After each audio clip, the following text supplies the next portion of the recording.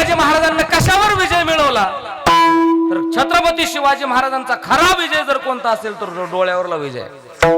कल्याणच्या सुभेदाराची सून नजराना म्हणून पाठवली पण तिला सुद्धा आदरपूर्वक चोळी बांगडी करून वाट लावलं. कशावरला विजय बोला?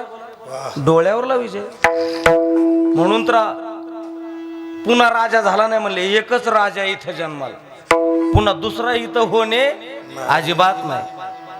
उद्या जयंती आली राजाची.